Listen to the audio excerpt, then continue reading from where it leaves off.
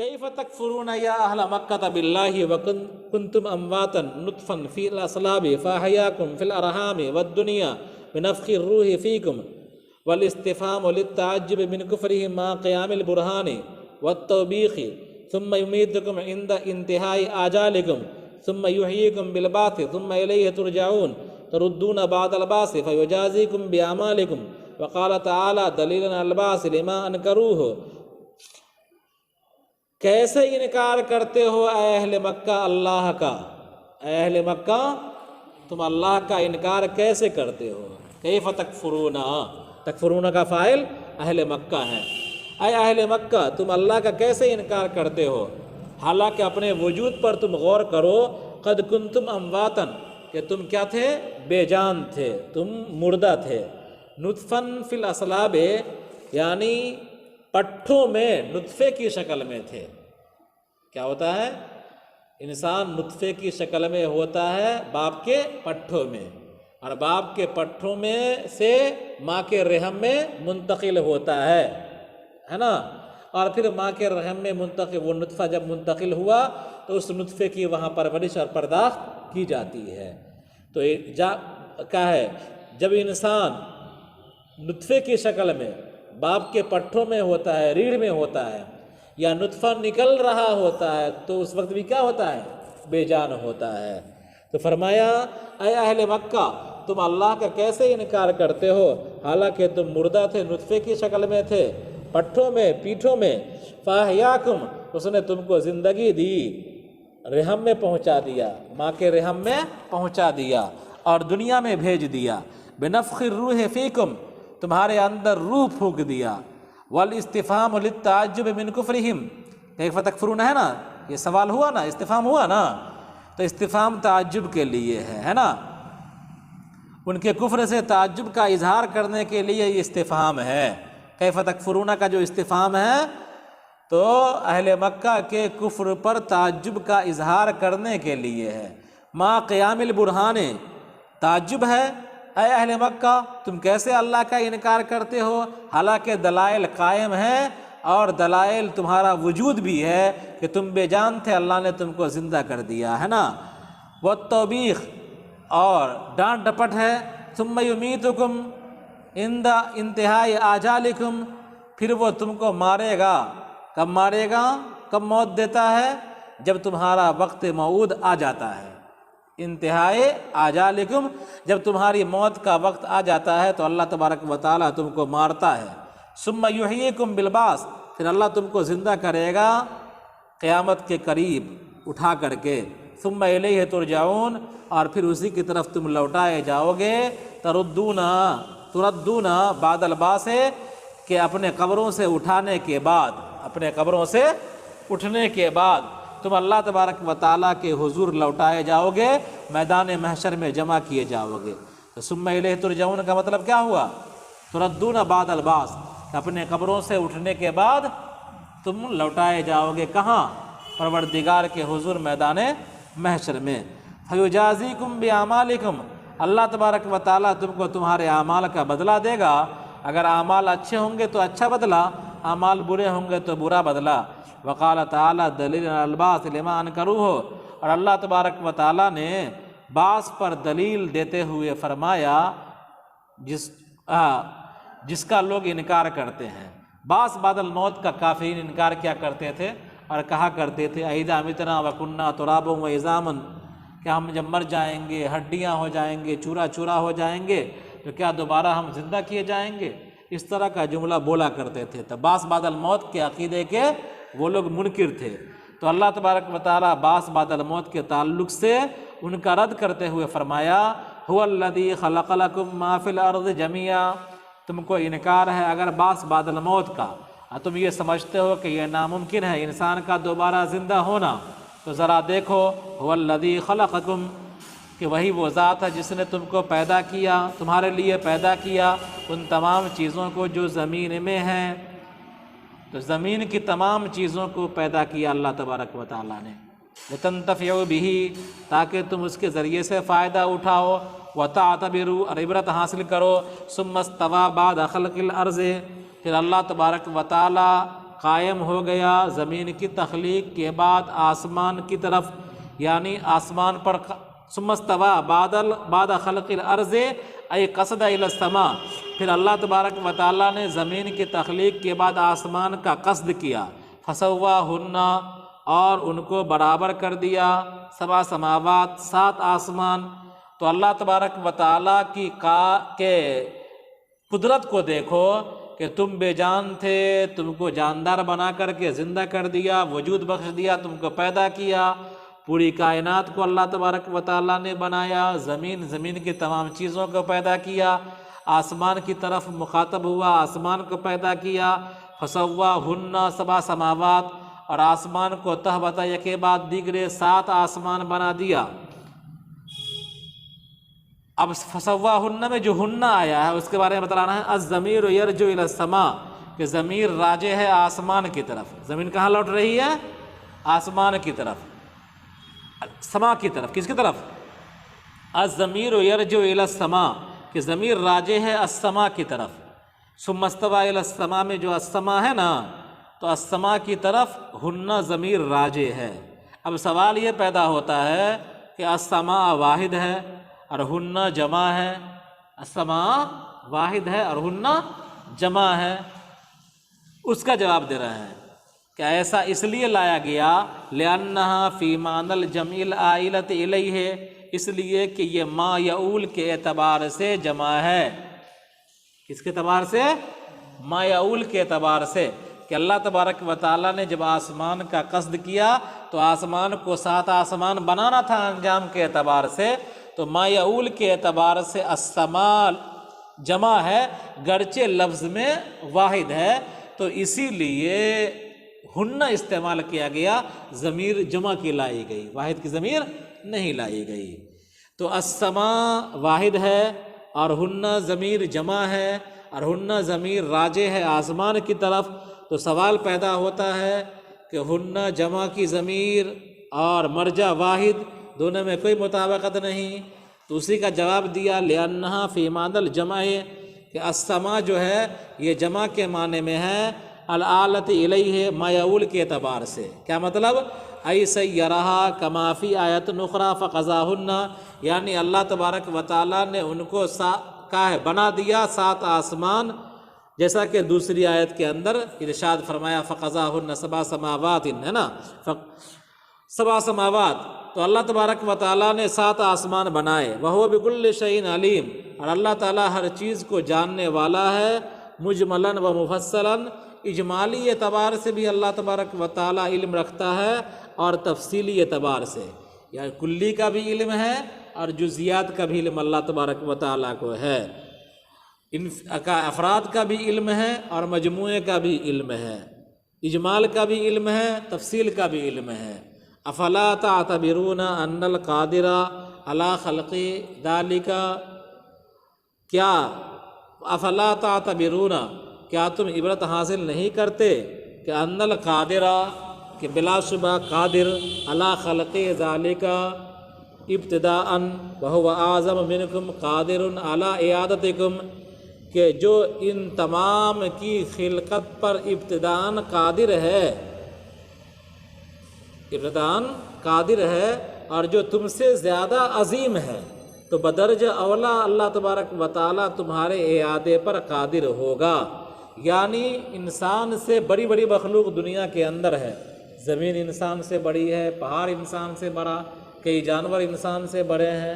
سمجھا؟ تو انسان سے بڑی بڑی مخلوق اللہ تبارک و تعالیٰ نے بغیر نمونے کے ابتداءً پیدا کر دیا، سمجھا؟ انسان کو ہی بغیر نمونے کے پیدا کر دیا۔ جب اللہ تبارک و تعالیٰ ان بڑی مخلوقوں کو ابتداءً پیدا کرنے پر قادر ہے، جو تم سے بہت زیادہ بڑی بڑی مخلوقیں ہیں، تو اللہ تبارک و تعالیٰ کیا تم کو اعادہ کرنے پر، تم کو لوٹانے پر قادر نہیں ہے، بلکہ بدرجہ اولا قادر ہے، جبکہ وہ ایک مرتبہ تم کو پیدا کر چکا ہے بغیر نمونے کے، تو بغیر سیمپل کے جب پیدا کر چکا تو اس کے بعد دوبارہ پیدا کرنا کتنا کوئی مشکل کام کچھ تھوڑے ہے اللہ تعالیٰ کے لیے۔ اور جب اتنے بڑے کائنات کو، سنسار کو بنا دیا، تو بھلا ایک انسان کو دوبارہ زندہ کرنا کیا مشکل ہے اللہ تبارک و تعالیٰ کے لیے۔ دیکھیے ترجمہ،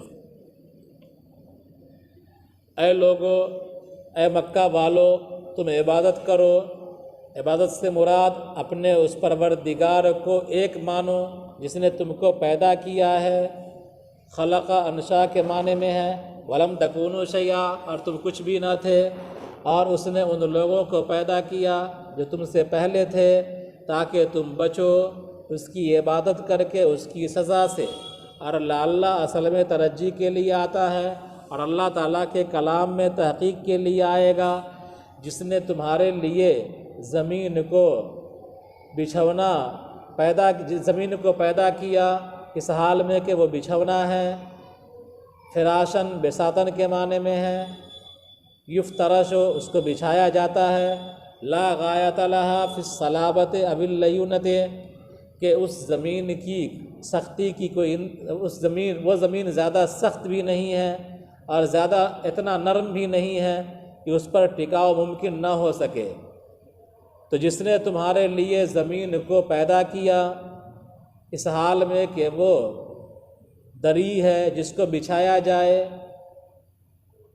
خوب سخت نہیں، خوب نرم بھی نہیں، جس پر ٹکاؤ ممکن نہ ہو، اور آسمان کو چھت بنایا اور آسمان سے پانی اتارا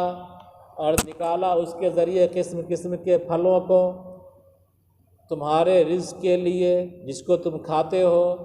اور اس کے ذریعے سے اپنے چوپایوں کو کھلاتے ہو۔ لہذا تم اللہ کا شریک قرار مت دو اس کی عبادت میں، اس حال میں کہ تم جانتے ہو کہ اللہ ہی خالق ہے۔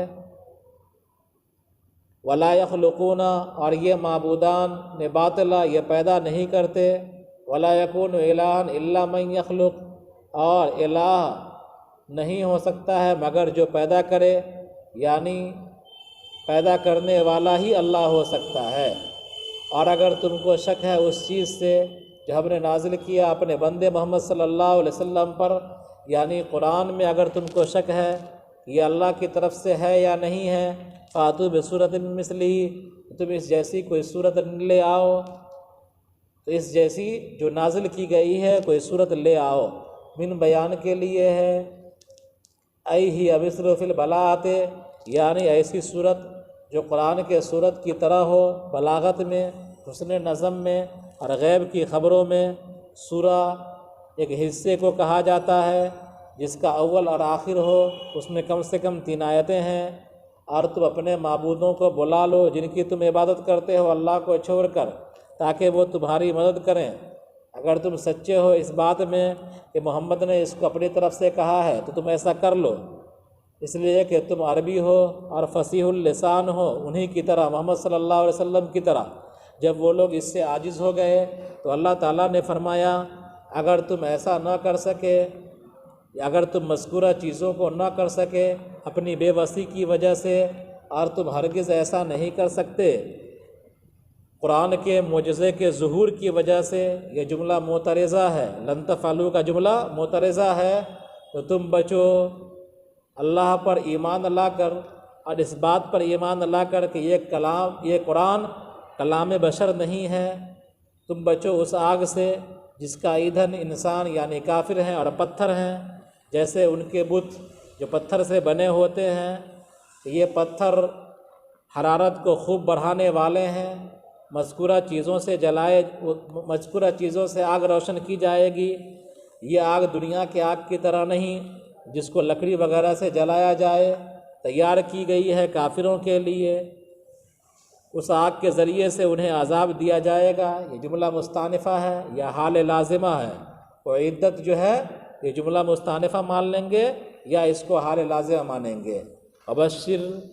اخبر الذین، بشر اخبر کے معنی میں ہے آپ خبر دیجیے ان لوگوں کو جو ایمان لائے، یعنی اللہ کی تصدیق کی اور نیک عمل کیے، فرائض اور نوافل ادا کیے۔ اس بات کی خبر دیجیے کہ ان کے لیے باغات ہیں، درخت والے اور مکانات والے،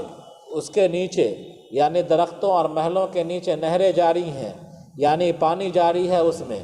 اور نہر وہ جگہ ہوتی ہے جس میں پانی بہتا ہے، اس لیے کہ پانی اس کو کھودتا رہتا ہے۔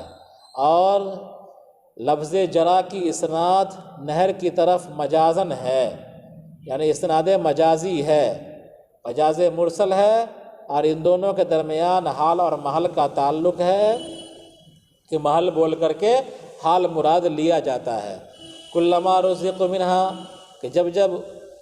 ان میں سے، ان باغات میں سے رزق دیا جائے گا، پھل دیا جائے گا بطور رزق کے، تو وہ کہیں گے یہ اسی کی طرح ہے جو ہم کو اس سے پہلے دیا گیا تھا جنت میں، اس لیے کہ جنت کے پھل ایک دوسرے کے مشابہ ہوں گے۔ اس کا قرینہ وَأُوتُوا بِهِ متشابہہ ہے، وَأُوتُوا بِهِ أي جِئُوا بِالرِّزْقِ متشابہہ، اور اس کے پاس جیسے اور پھل لائے جائیں گے جو ایک دوسرے کے مشابہ ہوں گے رنگ کے اعتبار سے اور مختلف ہوں گے مزے کے اعتبار سے، ان کے لیے اس میں بیویاں ہوں گی یعنی حور وغیرہ ہوں گی جو پاکیزہ ہوں گی حیض سے اور ہر گندگی سے، اور وہ اس میں ہمیشہ ہمیشہ رہیں گے اور فنا نہیں ہوں گے، نہ نکلیں گے۔ اور اگلی آیت نازل ہوئی یہود کے قول کو رد کرنے کے لیے، جب اللہ تعالیٰ نے مثال بیان کیا مکھی کی اپنے قول وَإِن يَسْلُبْهُمُ الذُّبَابُ شَيْئًا میں، اور عنکبوت کی مکڑی کی مثال بیان کی اللہ تعالیٰ نے اپنے قول کہ مثل العنکبوت میں، تو یہود نے کہا ماذا اراد اللہ بذکر هذه الاشیاء الخسیسہ، اللہ کو ان گھٹیا چیزوں کے ذکر کی کیا ضرورت؟ تو اللہ تعالیٰ نے بطور رد کے ان کا جواب دیتے ہوئے فرمایا ان اللہ لا یستحیی، بلا شبہ اللہ تعالیٰ شرماتا نہیں کہ وہ مثال بیان کرے، کوئی بھی مثال ہو، خواہ مچھر کی ہو، خواہ مچھر ہی کی کیوں نہ ہو، ماں نکرہ ہے، موصوفہ ہے، ماں بعد سے مل کر کے مفعول ثانی بن جائے گا یضربو فعل کا، یضربو کا مفعول اول مثلاً ہے، اور ماں موصوفہ بعوضتاً سے مل کر کے مفعول ثانی بن جائے گا یضربو کا۔ ایو مثل کانا، کوئی بھی مثال ہو، یا ما زائدہ ہے خصت کی تاکید کے لیے ہے، اس کا ما بعد مفعول ثانی ہے، یعنی ما کو زائدہ مانیں گے تو مثلاً بن جائے گا یضرب کا مفعول اول، اور بعوضتاً بن جائے گا مفعول ثانی۔ بعوضہ مفرد ہے بعوض کا، اور یہ کہا جاتا ہے چھوٹے مچھر کو یعنی پسو کو۔ فما فوقہا، اللہ تبارک و تعالیٰ شرماتا نہیں مثال بیان کرنے سے، چاہے کوئی بھی مثال ہو، مکھی کی ہو یا یہ مچھر کی ہو یا اس سے اوپر کی ہو۔ لا یترک بیانہ، اللہ تعالیٰ اس کے بیان کو چھوڑتا نہیں ہے، لما فیہ من الحکم، اس لیے کہ اس کے اندر حکمت کی بات ہوتی ہے۔ فاما الذین آمنوا فیعلمون، بہرحال جو لوگ ایمان لے آئے وہ جانتے ہیں کہ یہ مثال حق ہیں، واقعے کے مطابق ہیں، ان کے پروردگار کی طرف سے ہیں۔ اور جو لوگ کافر ہیں وہ کہتے ہیں کہ اللہ نے اس مثال سے کیا چاہا ہے، یہ تمیز ہے، مراد ہے بہذا المثل، ما استفہام انکاری ہے، مبتدا ہے، ذا الذی کے معنی میں ہے، اپنے صلہ کے ساتھ اس کی خبر ہے۔ ایو فائدۃ فیہ ہے، یعنی کون سا فائدہ ہے اس میں؟ اللہ تعالیٰ نے ان کے جواب میں فرمایا کہ وہ اس کے ذریعے سے، یعنی اس مثال کے ذریعے سے بہت لوگوں کو حق سے گمراہ کر دیتا ہے، اس لیے کہ وہ ان کا انکار کر دیتے، اس لیے کہ وہ لوگ اس کا انکار کر دیتے ہیں، اور اس کے ذریعے سے بہتوں کو ہدایت دیتا ہے یعنی ایمان والوں کو، اس لیے کہ وہ اس کی تصدیق کر دیتے ہیں اور نہیں گمراہ کرتا اس کے ذریعے سے، ان مثالوں کے ذریعے سے، مگر فاسقین کو جو طاعت سے نکلے ہوئے ہیں۔ الذین ینقضون، الذین صفت ہے الفاسقین کی، تو الذین صفت ہے جو لوگ اللہ کے عہد کو توڑتے ہیں، اس عہد کو جو اللہ نے ان سے لیا ہے کتاب میں محمد صلی اللہ علیہ وسلم پر ایمان لانے کا، اس کو پختہ کرنے کے بعد،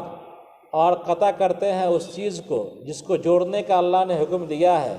نبی کریم صلی اللہ علیہ وسلم پر ایمان لا کر کے اپنا رشتہ اللہ اور رسول سے جوڑنے کا،